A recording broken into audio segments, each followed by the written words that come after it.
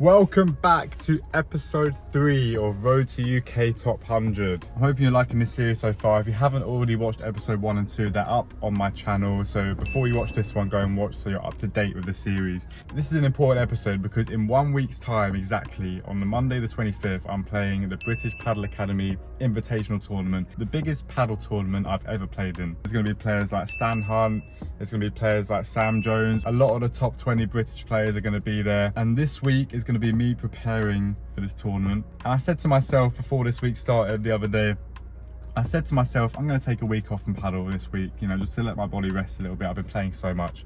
And then someone asked me if they wanted to play paddle today, and I said yes. So we're about to go to play paddle at square one against some of my old tennis mates. So I'm going to take you along, I'm going to do a little gym session, talk about the upcoming tournament, talk about how I'm going to prepare. This is going to be a fun little video, and I'm going to be playing against a top level tennis player. Well, that's what we like to think anyway. We'll see if tennis players can really compete with paddle players who have converted from tennis. Let's go. I'm going to talk a little bit about the tournament as I'm driving on the way to square one. I'm very grateful to have been invited to this tournament that I'm playing on the 25th. There's a 4K prize pot, prize money, and it's the biggest prize money in British paddle history, I've been told. So 1.5 grand to the winners, and then you get money for the runners up and the semi-finalists. So it's a big deal. It's a big tournament, the biggest one I have played in for sure, and probably the biggest one I'll play in, you know, for a little while, because like I said, all the top British players are going to come down to my local club, my home club where I work. So it's going to be super cool day. Oh fuck, this road's so fucking narrow.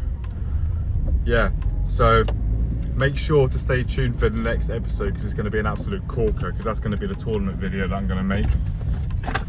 And if you're not subscribed already and you want to follow the series, I'm going to be literally documenting my process getting into the UK Top 100. So make sure to subscribe and like the video and comment and share it to people who might be interested in this as well. This week's going to be like a little rest period / preparing / a few practice matches before we go into it. I've also got a tournament like a couple weekends after this big one, the Kent Padel Championships at square one. So I've got a couple of tournaments coming up. Hopefully can enter another one before that as well, just so we can start getting some ranking points and, you know, working towards the goal of UK Top 100. I've been a bit unlucky in my last 2 paddle tournaments, because the one I was supposed to play 2 weeks ago cancelled because of the weather. It wasn't even raining on the day. And the one I was supposed to play last weekend, actually no, the one I was supposed to play 2 days ago on Saturday, I was the first reserve, so I entered a bit too late. I don't have the ranking points to get in, unfortunately, yet. So I've been a bit unfortunate, but you know, these things happen, and you just got to make do and keep grinding, keep working hard, and you know, eventually I'll get into these tournaments and hopefully do well. So I'll catch you at square one, because I want to concentrate on not dying.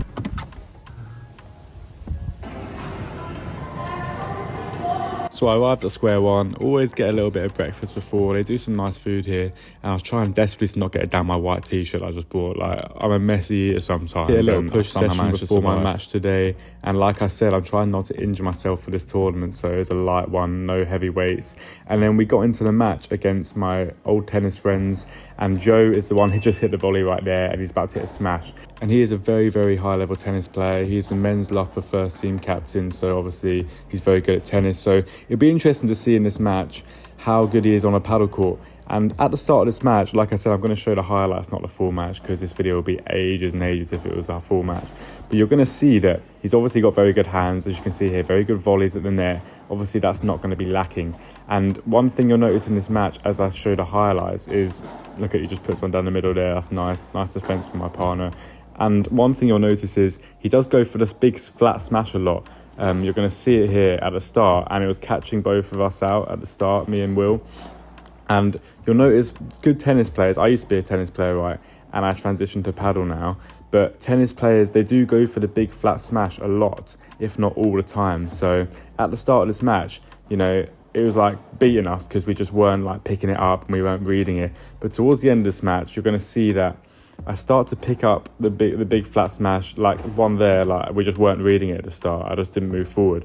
But as the match continued, I start reading them and using my paddle intelligence and placement and anticipation, and we do start getting those smashes back. So it'll be a cool little thing for you to watch back. That's a great little, you see that volley there? That's what I'm talking about. That's an unbelievable volley. He obviously has that in the locker. But you're going to see, it's very interesting because a lot of people ask, oh, are really good tennis players good at paddle? And the answer is always yes, they are. Obviously, volleys and smashes and feel and touch are very important at the net, just like you can see there. And tennis players are obviously going to be very good at that naturally already because they're used to it from tennis. But the one thing you're going to notice, and the big thing I think, the difference between paddle players and tennis players is the variety of shots and the anticipation and being where you need to be on the court. And that is something that Joe hasn't quite got yet, but obviously he's going to get there if he keeps playing paddle. But you'll notice that I start placing myself in the right position for the big flat smashes coming up at the end. Like right here, I'm in the position for that smash. I wasn't at the start because I wasn't reading it. But when tennis players don't vary their smash and don't slow it down and don't fake the smash because they're not used to, because they don't ever have to do that in tennis, it makes us paddle players who have transitioned from tennis, like we know where we need to be. We need to be at the net, yeah, and it puts us on the offensive. So that's where tennis players can get caught out, and that was a really key thing in this match, and it allowed us to pull through in the end. We actually won this match, me and Will, 6-4, 6-4, 2 breaks to serve in the match. It was a close one, obviously, but like I said, I'm reading the big smash down the middle there, and I just burn them. So yeah, it's really interesting to go watch this one back at the end. Lovely bit of defence off the glass. I am getting much better at defending off the glass now, guys, and reading where the ball's going to be. And there's a trademark Will Huckle pop-out, baby. We already know that. We've seen this before on the channel. You know what to expect by now. But yeah, that's the cool thing about transitioning from tennis to paddle is at the start, you always go for the big smash thinking you need to kill the ball, you need to win the point. Joe even said to me afterwards, he was like, yeah, I just need to slow my smash down because I was just going for it too much and you were reading it. And that's the key thing. At the start, I was smashing the ball, flat smashing every single time I got an overhead. And it's just not the playing paddle. Like here, I slowed that one down. I didn't go for a huge one. I'm just trying to build the point.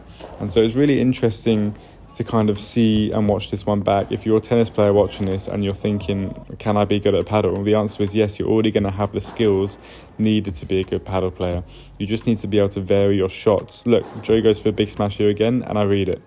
And I was reading it at the end of this match, like pretty much every time, because I knew he wasn't going to slow it down.